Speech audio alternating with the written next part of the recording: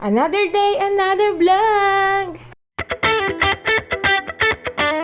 Andito na naman ang inyo kasi yung nanay na nakapag-asawa ng direktor.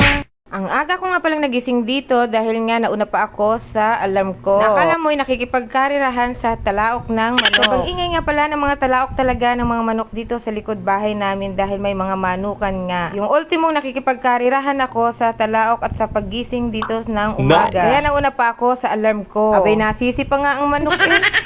Pero biro, napakadami talagang ng manok dito sa likod bahay namin. Kaya minsan wala na talagang saysay ang pag-alarm ko. Sa manok pa lang ay libreng-libre na ang alarm clock namin.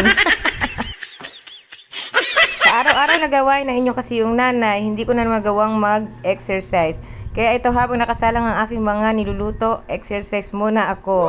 Banat-banat din ng katawan. Sabi ko naman sa inyo, hindi na namin kailangan ng alarm clock. At nagising na rin ang aking mag-ama. Abay, nagulat ako nung paglabas ko ng kusina. Nandito na pala nakaupo na yung mag-ama ko. Abay, kaagang gumising pati na aking bunso. Nauna pa sa kuya niya na nakahiga pa sa lataan. Hindi pa ako tapos magluto. Abay, gising na silang mag-ama. Abay, sabi ko nga, bakit ba sinama kaagad ang bunso ay pagkaaga-aga pa? Masyado yatang ginalingan at masyado yatang na-excite pumasok. Ang sabi ng mahal kong direktor ay nakisama ng bumaba at ako'y hinahanap.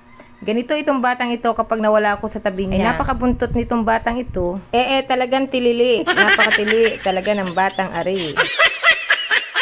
Bumaba na nga din pala ang kanyang kuya at siguro naramdaman na siya na lang ang natutulog sa taas. Abay, sarap na sarap sa aircon. O sige, bahala kayo sa bayarin nating kuryente. Abay, hindi na nasanay dito matulog sa baba at dito lang sa baba ay electric pan lang ang aming Balik gamit. nga Nga pala tayo dito sa aking ginagawa. Nagluto nga pala ako ng tokwa na nilagyan ko lang ng crispy fry. Pinaghalo ko lang spicy at original. Abay, natuwa sila at ang sarap-sarap daw. Hindi nga pala sila kumakain ng tokwa kapag simpleng prito lang. Abay, nilagyan ko ng crispy fry. Abay, naubos at pambaon din ng aking kuya. Hindi na natulog ang aking bunso. Abay, ito, kumain na ng itlog. Natuwa nga pala kami at dalawa nga ang egg yolk. Abay, inalis at hindi naman siya kumakain nito. Di sa akin din ang laglag. At sila may tirang pagkain, abay ako ang umuubos at ako rin ang nananaig. Paano ba naman tayo sexy nito kung ako ang taga-saed ng kanilang mga tira? May binibiro na ako ng aking mahal na direktor, lumalapad na raw ako. Ginlapad lang yon.